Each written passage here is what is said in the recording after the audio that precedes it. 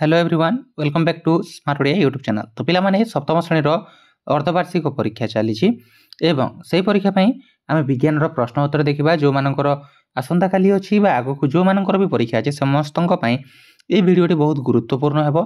तो वीडियोटी को जमारू मिस करनी वीडियो लास्ट जाए देख देख तीन प्रकार क्वेश्चन रही है से भर ये टाइप 1 क्वेश्चन मो टाइप 2 और टाइप 3 बहुत शीघ्र नहीं आसबि बुझीगला।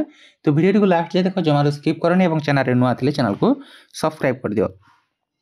तो चलो क्वेश्चन गुड़िक देखा देख प्रथम प्रश्न आम कौन रही जे अंगारकाम्ल गोटे डैक्स पदार्थ आमको 4टी ऑप्शन देछि मौलिक पदार्थ यौगिक पदार्थ उभय मौलिक और यौगिक एवं मिश्रण। तो पिला माने एटा हेबो यौगिक पदार्थ। तापरे तृतीय द्रवणर रंग डैक्स अटे लाल हलदी धला ना नील। तो पिला माने एटा हिजबो उत्तर नील बुझीगला। दही रे डैक्स अम्ल थिबारु खटा लगे लैक्टिक अम्ल साइट्रिक अम्ल एसिटिक अम्ल ना तुमर लवण अम्ल। तो पिला माने दही रे कोन थाए रे लैक्टिक अम्ल। तापरे ओडिसा रे टूथ को डैक्स कहा जाए मठा पाट एंडी ना मुखा। तो पिला माने उत्तर मते जणा नाही कमेंट कर देबो जेते शीघ्र हेबो यार उत्तर म फाइंड करके तुमन को दे देबी। तापरे पिला माने आम पाकस्थली रु डैक्स अम्ल निर्गत हुए अंगारकाम्ल जबक्षा अम्ल लवण अम्ल ना साइट्रिक अम्ल। तो पिला माने एटा हेबो लवण अम्ल बुझीगला।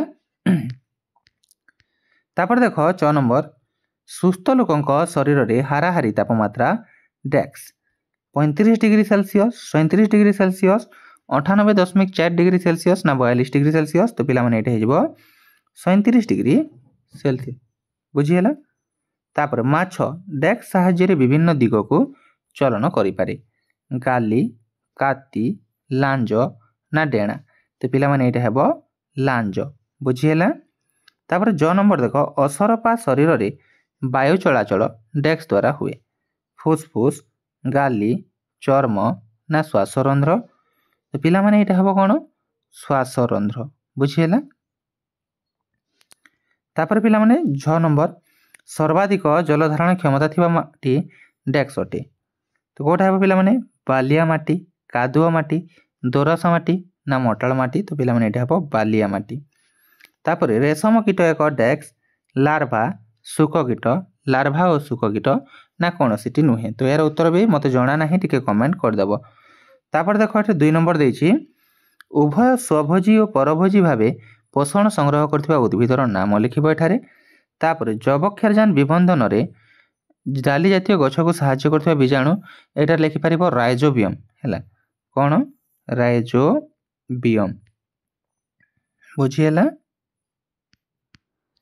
तापरे सूर्यालोकरु शक्ति संग्रह पाई पत्र थिबा कणिका एटा हेबो हरित लवक बा हरित कणिका लिखि परिबो बुझीला हरित कणिका बा हरित लवक जोटा भी लिखि परिबो।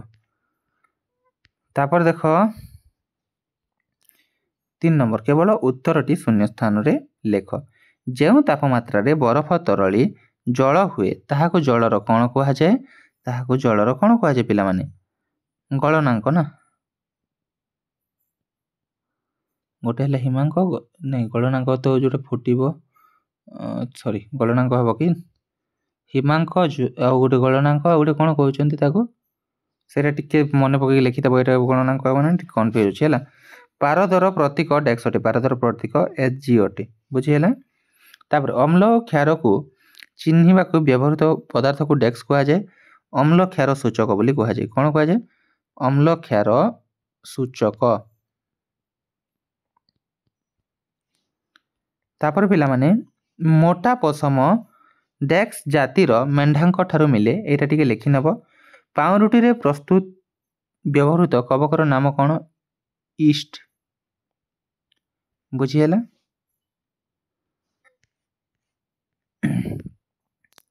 तापर देख पिला माने एठे देछि बाम पार्श्व थिबा संपर्क को लक्ष्य करी शून्य स्थान पूर्ण कर छतु मृतभोजी पोषण मलांग परभोजी पोषण मलांग कोन हबो परभोजी पोषण बुझीगला। तापर पिला माने लुहा परिवहन जल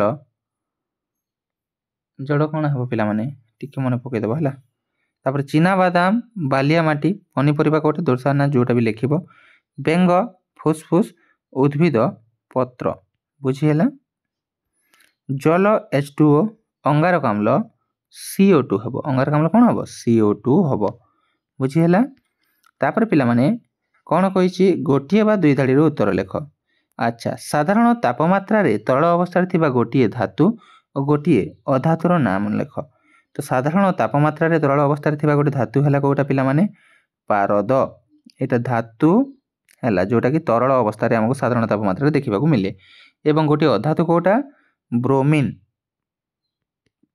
ब्रोमीन हला अधातु जहा कि हमको साधारण तापमात्रा रे तरल अवस्था रे देखिबा को मिले बुझी हला तापर देखो ख वायु को आबद्ध पात्र रे रखा जिबार कारण कोन वायु को काहे कि आबद्ध पात्र रखा जाय पिला माने जेहेतु से गैसीय पदार्थ बुझी हला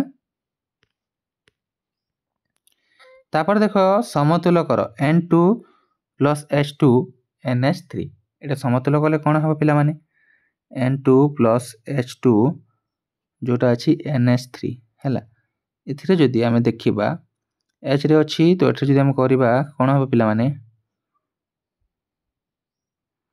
एटा हिजो 2 माने एठारे हो केते 3 हे गला माने एठारे कोन हबो एठारे 3 जदि लागिबो केते 3 टा n हिजबो ना नै टिके रे कंफ्यूज अछि म देखिबी एवं तुमको परे देख कहि देबे हला तापर अम्ल और क्षार करे लिटमस कागज रो रंग किपरि परिवर्तन होय लाल लिटमस नील रे नील लिटमस लाल रे बुझी हला शीत दिने मेंढा देहरु लोम काटिबा अनुचित कारण को लेख जेहेतु पिला माने शीत दिने ताकू भी जो सिर्फ लोमटा ताकू शीत दाउर रक्षा करे तेनु करे हमें से समय रे लोम काटिबा अनुचित अच्छा आमे खाई सारिबा परे दांत और पाटी को काहे कि सफा करिबा लेखिबो पिला माने जानिछो समस्ते 6 नंबर समुद्र कूल रे थिबा घर मानकर सबु झरका और द्वार समुद्र आड़ को मुह करिथाए काहे कि लेखिबो एटा तापर देखो गोटिए स्थान रे जलवायु किपरि निर्धारण करा जाय एटा भी लेखिबो पिला माने जो देखो मनुष्यर श्वास तंत्र रो चारटी मुख्य अंगर नाम लेखिबो तापर पिला माने निय नंबर